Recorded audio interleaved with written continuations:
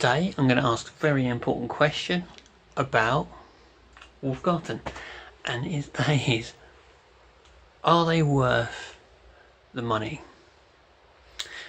There's a very quick answer to that question, but this wouldn't be YouTube and I wouldn't be making a video if I gave you that straight away. Have a little look at this VT about the gear, and we'll have a chat about them. Thank you very much.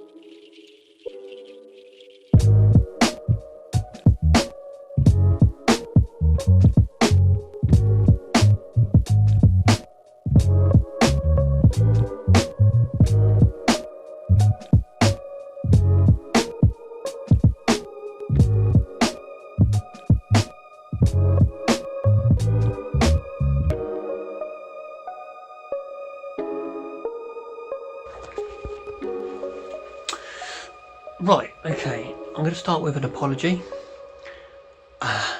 I'm missing one piece of this. I was using it on a job yesterday and I must have left it, around, and that's the small plastic rake attachment to this.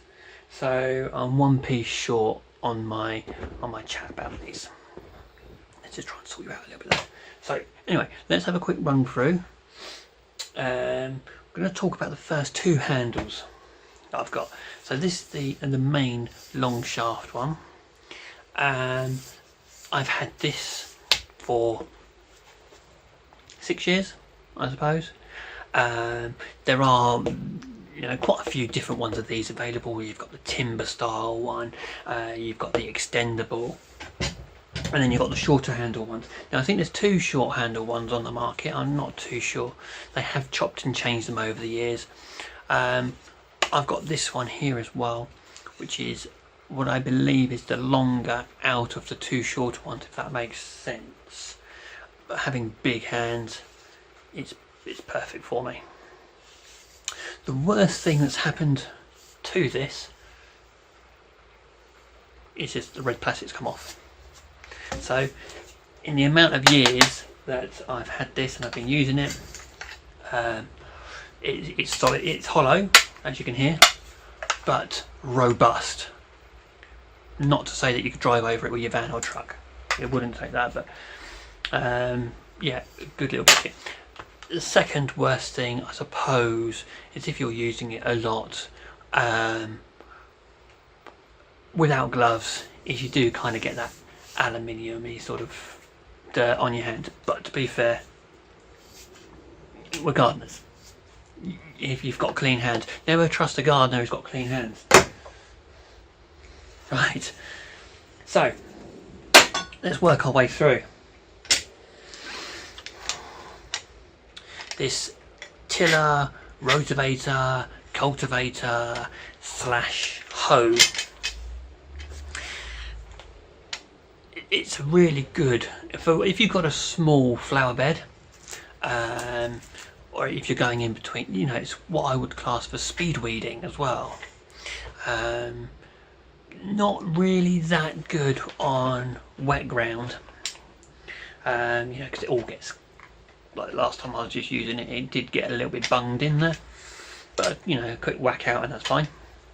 The hoe attachment on the back is actually fantastic, and it's not actually fixed in the conventional sense. It's kind of free flowing on this kind of T-pivot, which makes it really good for either a push or a pull. I do use this in veg gardens, but as you saw in the video, this is really good for taking out weeds on a driveway. Absolutely fantastic for that. Not to say that any other hoe wouldn't do the same job. I just like using this, you know. Really good. Let's go on to one of the smaller bits. The little wire brush. Paving for, you know, getting moss or weeds in the gaps I'm pointing. Fits in lovely. I do tend to find that I'm holding it at that point further down when I'm using it.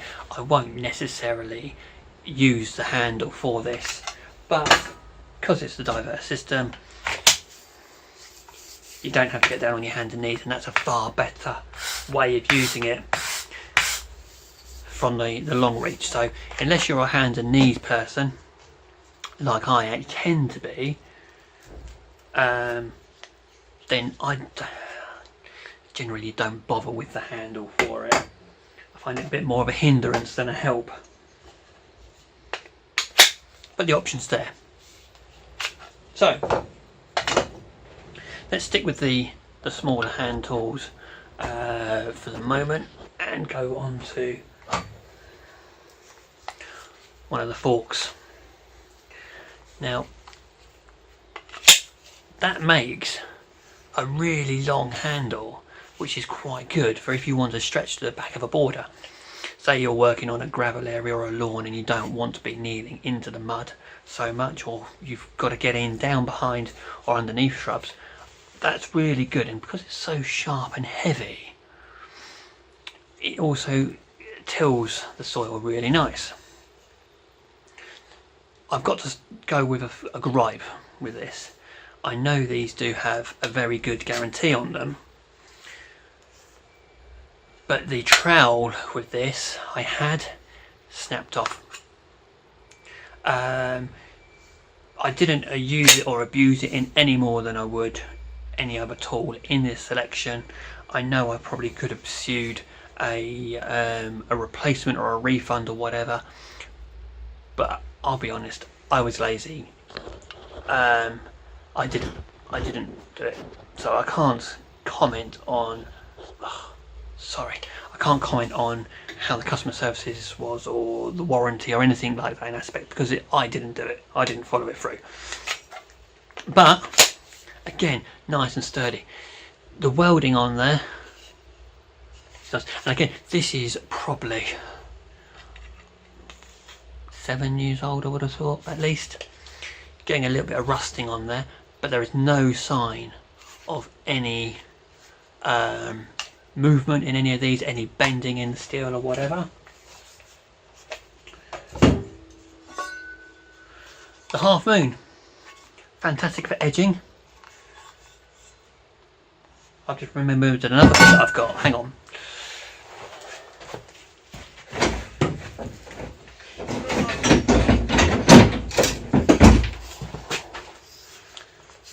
You can see a theme here.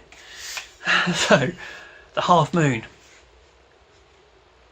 I do tend to use that pole more when I'm using the Halfmoon because I'm over 6 foot.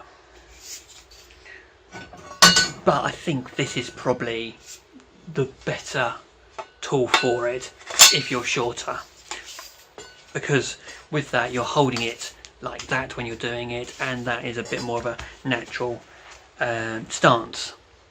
But the truth of the matter is, I've got this Garten stuff because I want to reduce space in the van.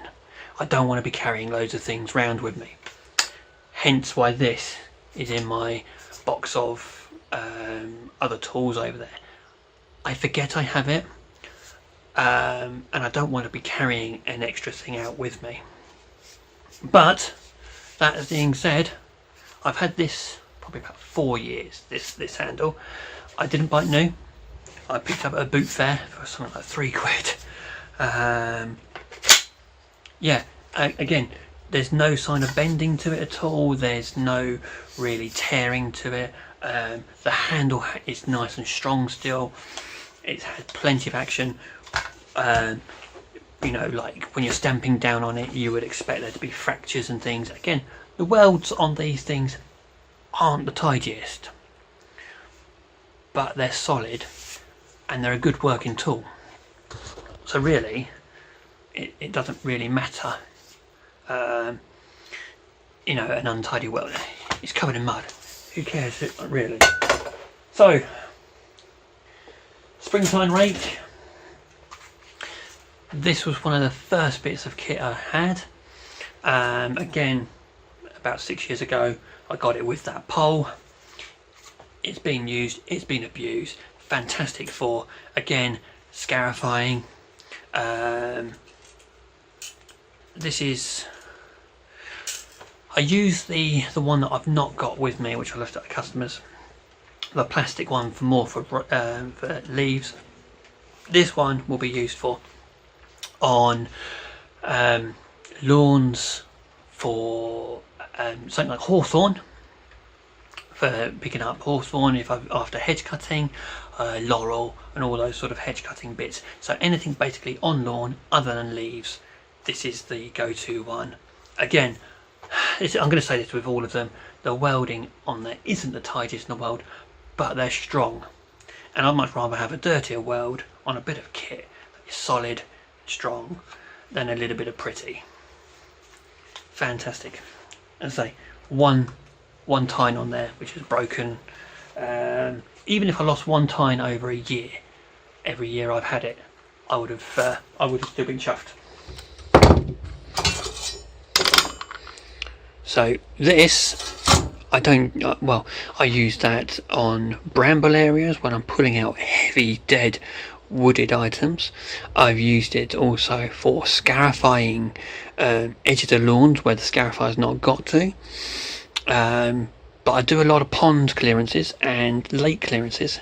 And I'll tell you what, you attach this with a turnbuckle, or you could just tie rope straight onto it, and this makes the most fantastic. What I tend to do is I have a rope coming off here, a small bit attached to a bottle which is empty, like a plastic bottle, so like a you know, just a litre bottle, and then have a turnbuckle and a rope coming off, just so when you're in the pond or in the lake or in you know, working at all, if for any reason it does come off, you can see where it's floating around. But I'll attach the rake and I'll chuck it into the pond, and it's fantastic for pulling back and pulling out all the extra weed which grows in ponds.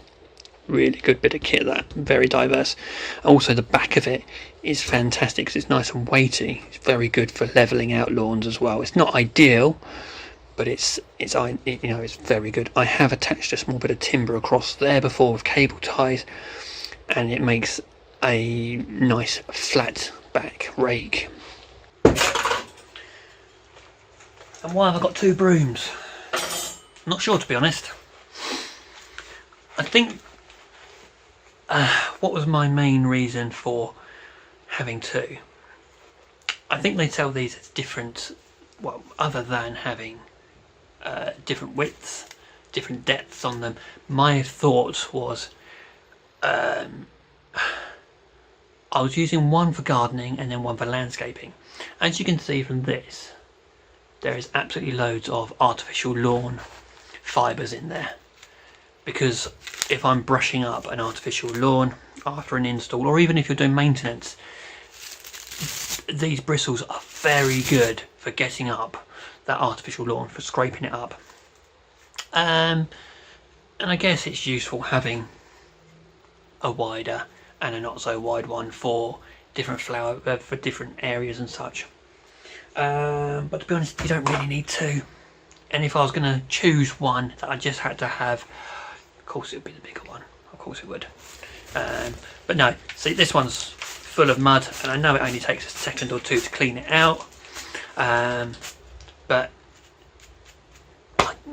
I guess I saw it and I guess it was cheap or whatever, I don't know. This has started to wobble slightly, but I don't think it's going to come out. I don't think there's any issues with it, and I think this is probably one of the most frequently used bits of kit that I have from the Wolf range. So let's just round up briefly. I have broken one of the trowels, and I personally wouldn't buy another one of the trowels. The hand tool, that's the only one that broke. All the others have been absolutely fantastic.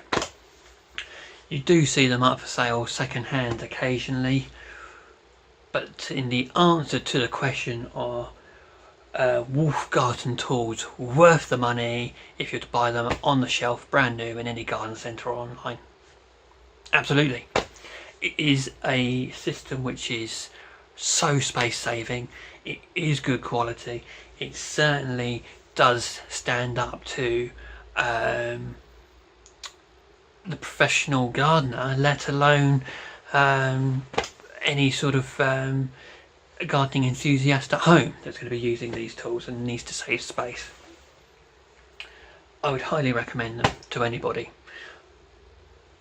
I think cost effective wise, I've got wooden tools which I shall go through in another video, because when I wouldn't say when I first, with somebody who loves tools, you can kind of get caught up in the look of some tools, and there's something nostalgic and something raw and a real bit of passion for having a tool which is made of timber, which these most certainly aren't. These are a very modern style tool, but something which looks pretty. This goes back to the welds on there. It's functional. The red in there helps you not lose the tool in borders. Timber, you tend to, I've been on jobs where I've gone back over a year later, and I found a trowel in the bed which I've left.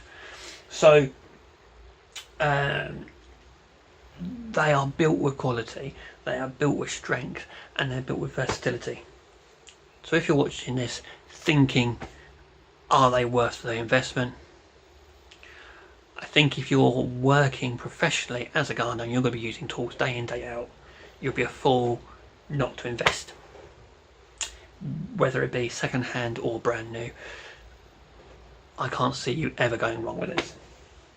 Anyway, keeping it short, keeping it sweet, keeping it to the point. Thank you very much. I'll be back with another little tool review thing soon. I've got some Fiskar tools that I want to talk about, because I've got a range of those as well, and it'll be in a similar style. Anyway, thank you very much.